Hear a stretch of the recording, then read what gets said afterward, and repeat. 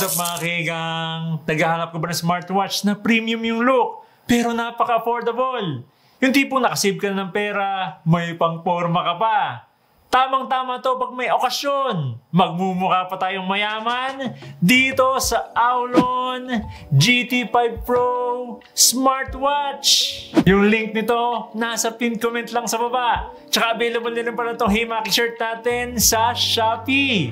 Bukod sa black, meron ding red shirt at mga hoodies. Check nyo lang sa pin comment sa baba. Bali ito yung packaging niya. Dito pala mapapansin natin na pang formal wear tong Aulon GT5 Pro. Ito yun lang naman mga kaigang, kaya i-unbox na natin to. Okay, slide lang natin to. Whoop, tapos iangat natin tong box. So, nandito na yung manual. Tapos, nandito yung strap niya. Yan. Uy, meron pang isa oh. Black strap, tsaka yung leather strap. Uy, ito maganda to. Okay, mamaya kakapit natin to. Magnetic charging cable. Tsaka yung Aulon GT5 Pro. Yan. Okay, tabi muna natin to. Kapit natin yung strap. Ganda nung leather strap oh. Ito yung kapit nga natin.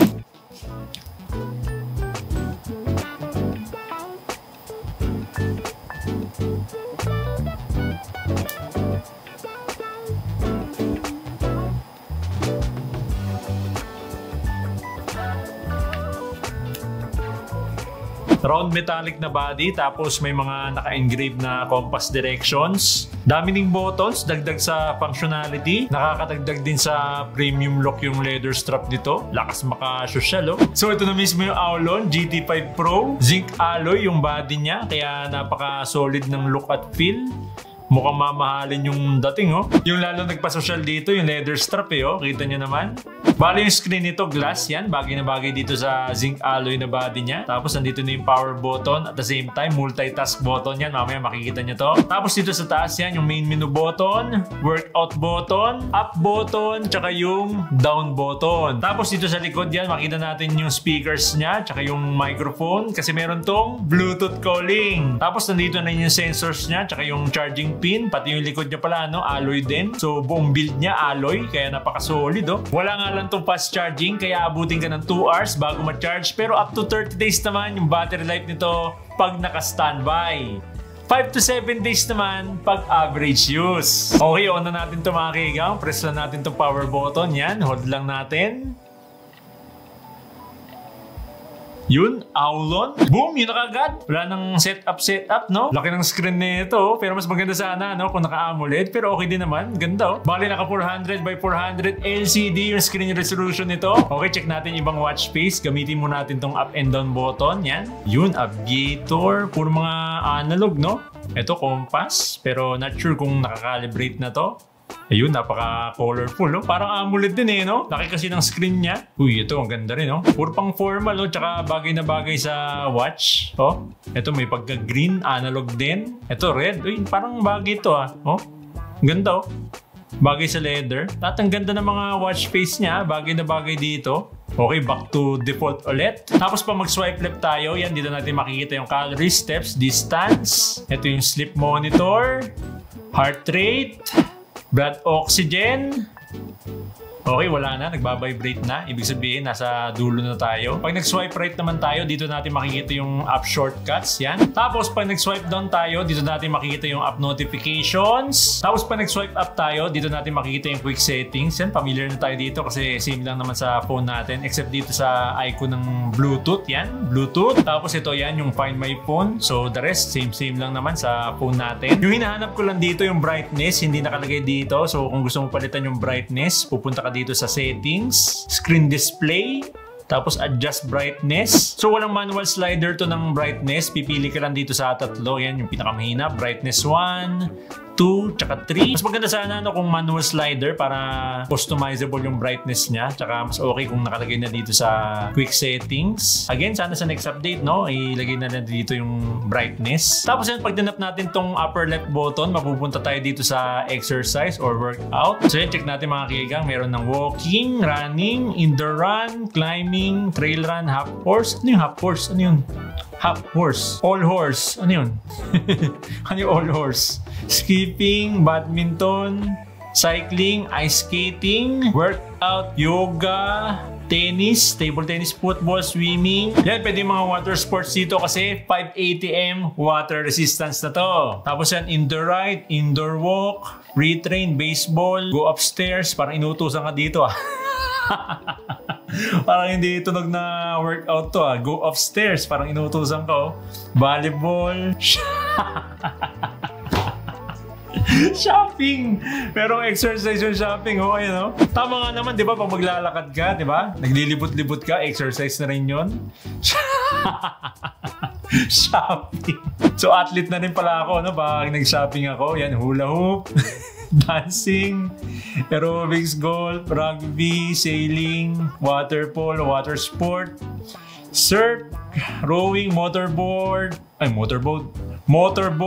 art swim, kite surfing, open area. Ano yung open area? Skidding, parkour, road train, dumbbell, sit-ups. So yun mga kaigang, pili na lang kayo dito. Sobrang dami nito. Hindi ko alam kung ilan to. Hindi nila sinabi kung ilan. So yun mga kaigang, wala pala itong built-in GPS, Need mo i-connect to sa phone mo kung gusto mo magkaroon ng access sa GPS. Tapos pag press natin itong upper right button, mapupunta tayo dito sa main menu. Okay, check natin yung mga apps dito sa main menu. Yan, exercise, fitness record, activity log, heart rate, sleep, mindfulness, ECG. Tapos yan, meron pang temp, blood pressure, blood sugar. Ito mga kaiga, ako na magsasabi sa inyo, itong ECG, blood pressure, tsaka blood sugar, hindi accurate dito sa watch na to. Kasi sa ganitong price range, imposible magkaroon to ng ECG sensor, tsaka to, blood sugar, tsaka blood pressure. Kaya for sure, yung result dito, naka-base lang sa heart rate, tsaka blood oxygen. Itong temp, pwede pa. Mura lang naman kasi yung sensor niyan, kaya mamaya tatry natin. Okay, andito na yung settings, telephone yan, Bluetooth calling, blood oxygen, mail list, QR code, app QR code yan, dito nyo da-download yung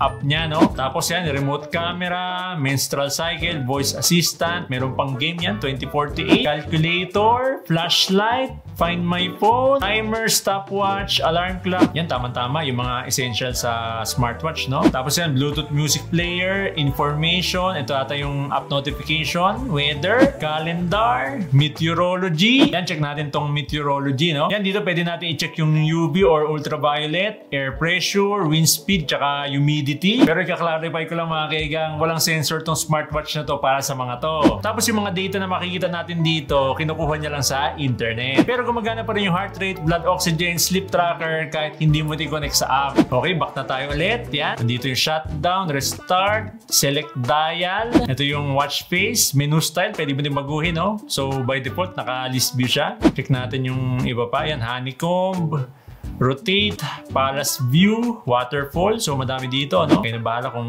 anong gusto nyo dyan. Language, tsaka yan, compass, meron din. So yan, tap nga natin to. Sabi ko na, hindi pa nakakalibrate yung kanina. Yan, calibrate muna natin. Try natin. Calibrate tayo ng watch.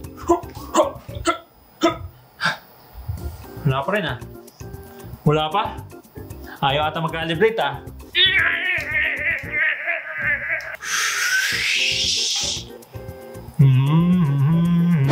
Ayaw pa rin mag-calibrate mga kaiga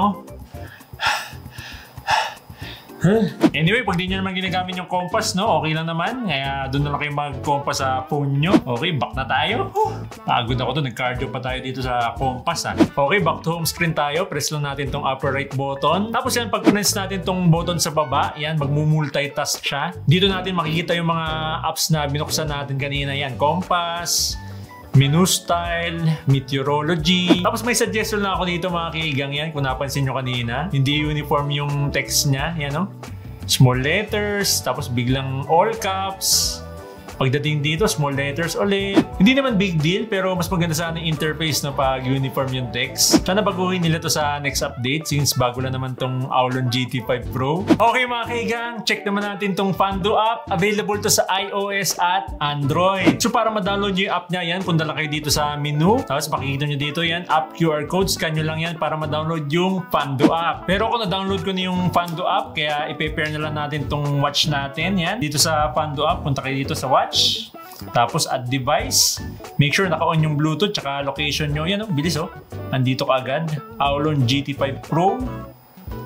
Connecting. Pero mga kaigan, ganun ang kabilis, no? Connected na kaagad. Pero sana mas maganda kung may pairing code dito para ma-confirm din natin sa watch, no? So yun, punta na tayo dito sa Pando app. Yan, pag tinaputong health, makita mo dito yung health status mo or health data, yan, nandito na lahat. Tapos yan, dito sa sports, yan, pwede ka na mag-set dito ng running, walking, tsaka ride. Wala itong built-in GPS, kaya need niya kumonek sa phone para magkaroon ng access sa GPS. Tapos yan, pag tinaputong dial, mapupunta tayo dito sa mga watch face, yan, pwede ka mag-download dito or mag-customize. Pwede mo ilagay yung pictures mo, gawing mong watch face, pero tayo mag-download tayo. You know, bagay na bagay itong watch face na to dito sa leather strap kasi halos magkakulay. Kala mo mamahalin, no?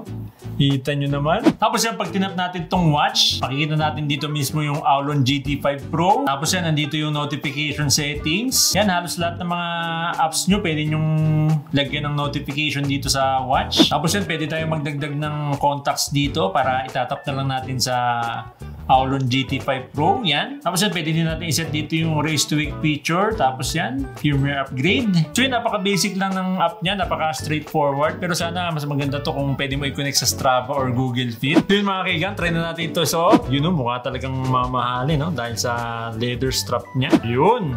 Oh, ganda oh. Pakita natin sa camera. Mukhang mamahalin eh, no? Dahil sa leather strap. Oh, sinsuot na natin tong Aulon GT5 Pro yan. Check natin yung heart rate natin. Punta tayo dito sa heart rate. Okay, hintayin lang natin. Blanco pa ngayon, no? So yan, bali real time yung heart rate natin dito. Naglalaro sa 71, 72, 73. Check naman natin yung blood oxygen natin. Okay, check natin to. Blood oxygen. Start. Parang Venom.